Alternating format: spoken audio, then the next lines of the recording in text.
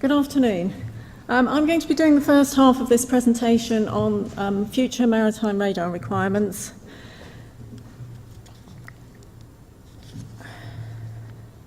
No, not that way.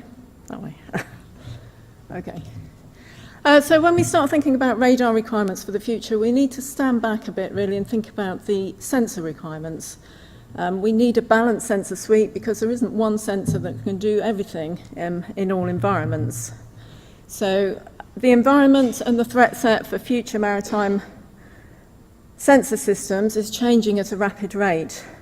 And we need to look at the technology, see what we need to develop to support future maritime platforms.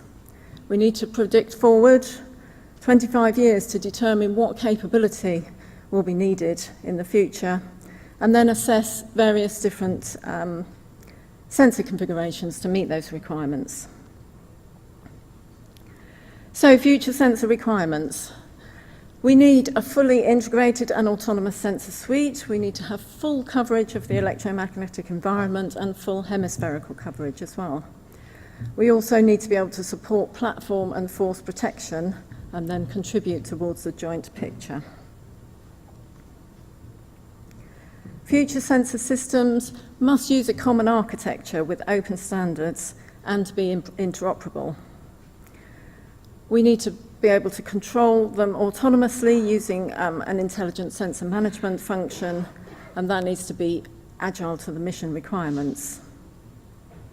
The sensors need to be environmentally aware and dynamically adapt to ensure optimal performance, and they need to be configurable to ensure that the full operating environment is covered and good situation awareness is provided.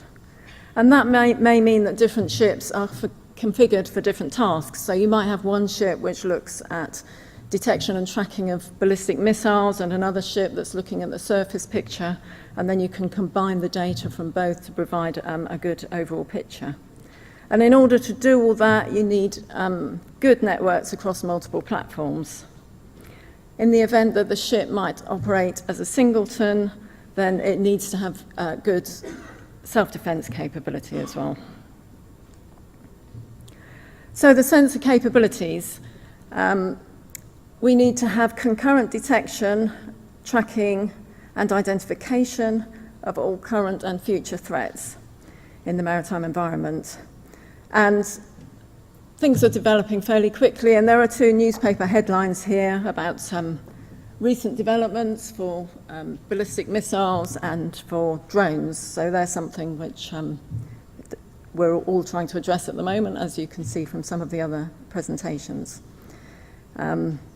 We need good target indication, tracking, queuing and identification to support the weapon systems as well. And that might include directed energy weapons, which have their own special requirements as well. So sensor capabilities. We need to operate in a congested and contested environment, so our systems need to be robust to interference, both intentional and unintentional.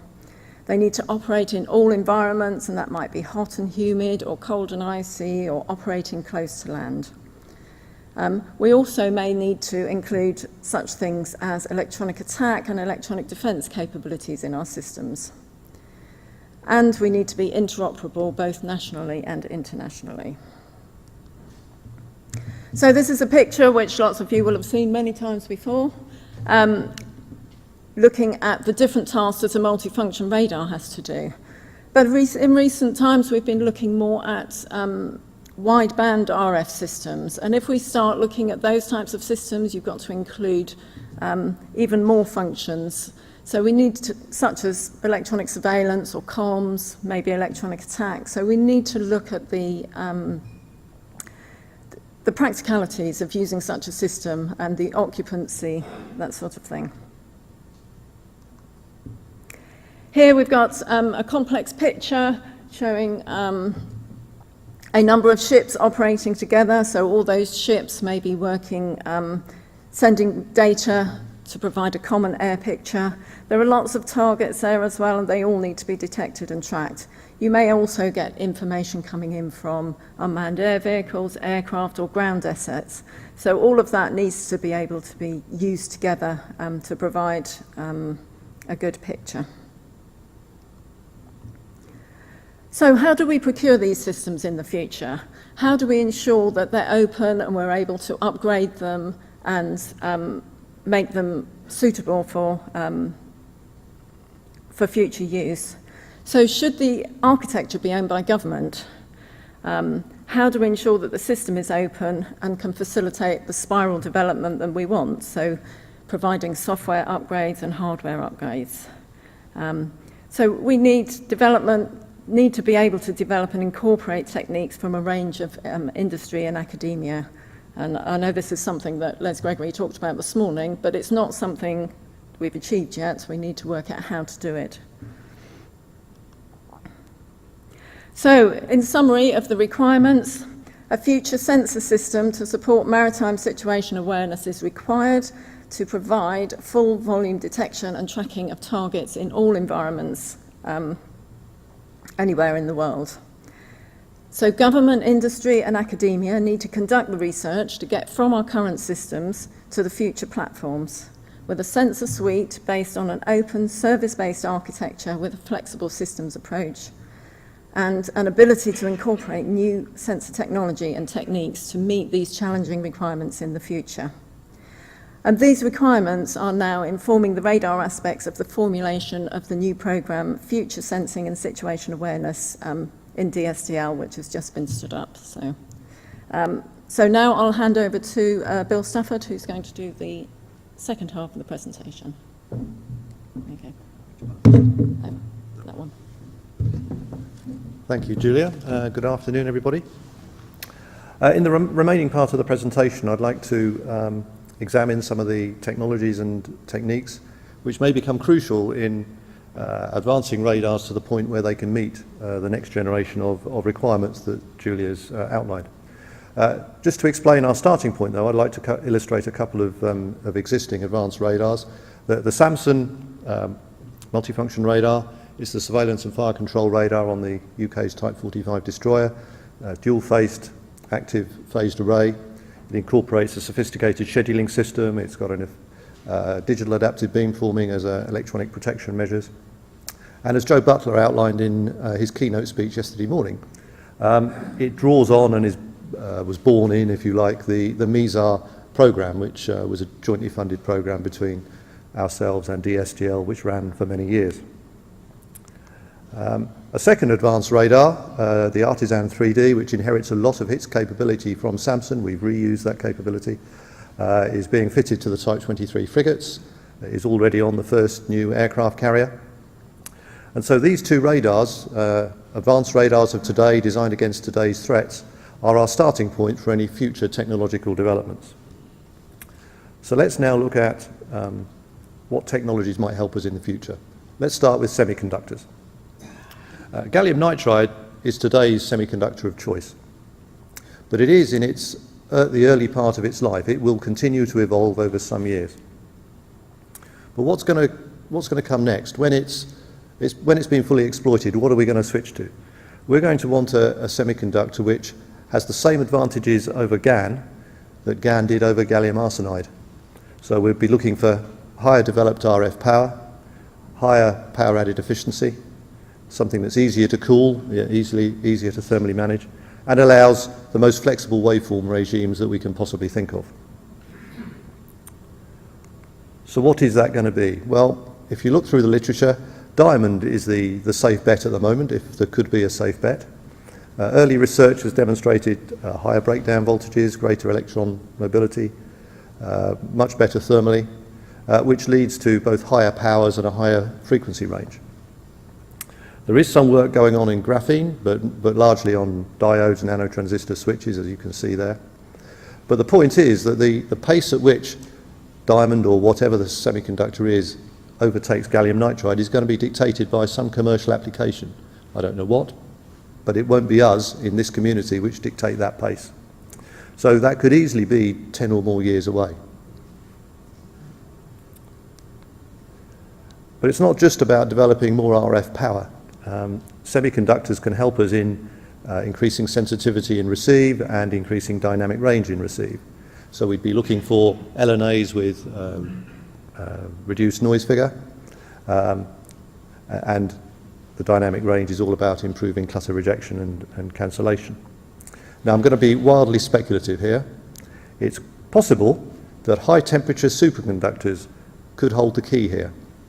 Again, if you research the literature, at low temperatures, and by low I mean very low, just a few Kelvin, superconductors have already been used to develop low noise amplifiers with a very low noise figure and integrate them into a receiver design. That's already been demonstrated, as has a very low phase noise oscillator.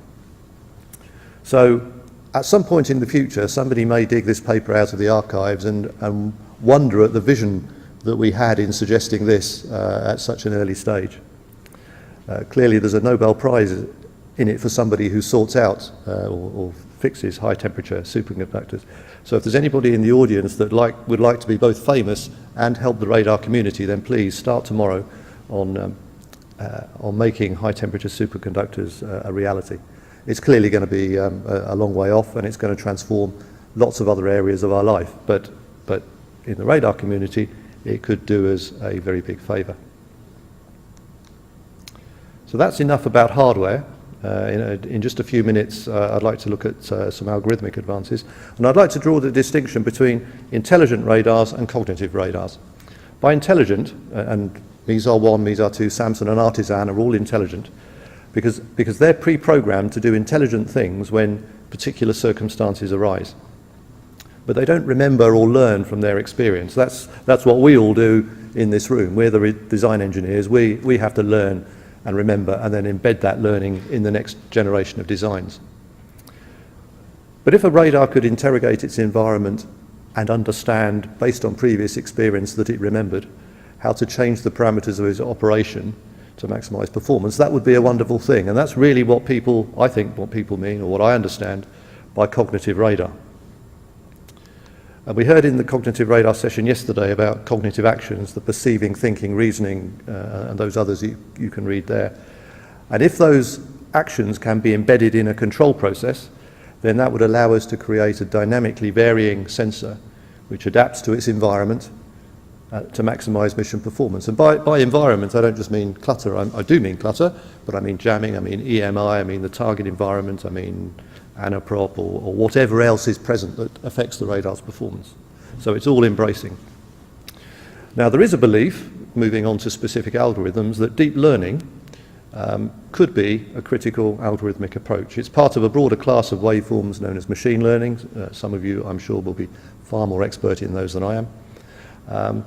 And if unlimited processing power was available, I could imagine in my unconstrained mind that taking receiver data directly out of radar receivers, processed through some sort of deep learning algorithm, could provide a way of enabling a cognitive radar. But that requires two things. It requires us to develop and understand the right deep learning algorithms and to have far more processing power than we do today. So that again is some way off.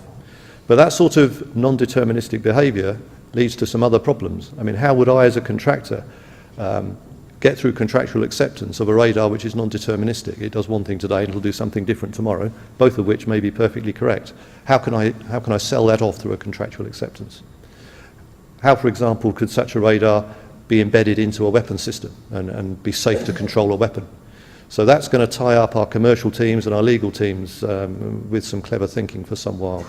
So don't imagine that these clever ideas are simple to implement and simple to deliver. So in summary,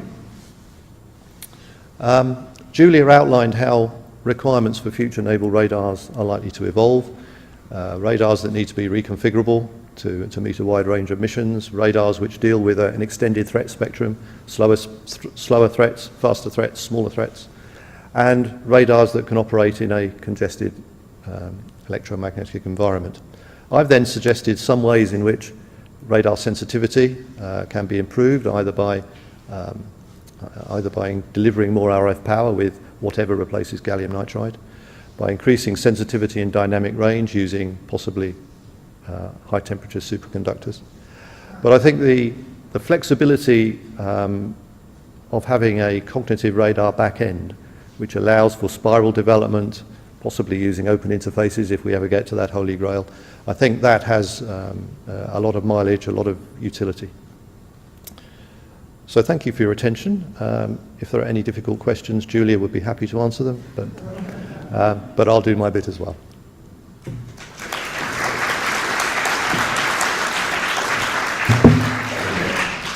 Okay, have we got any questions?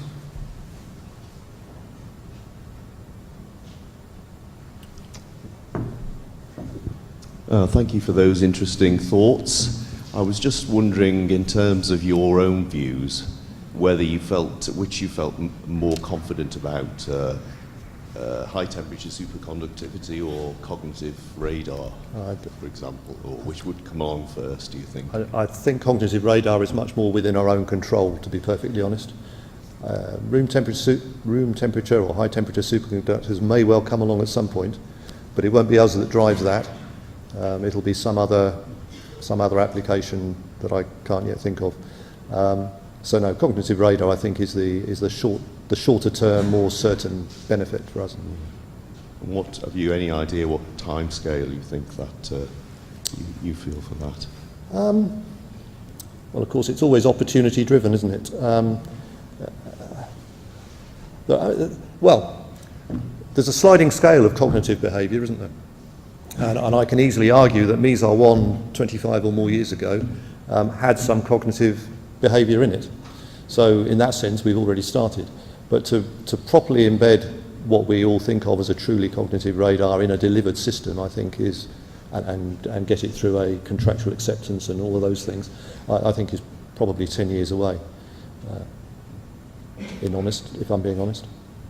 Thanks. Okay, any further questions? One more.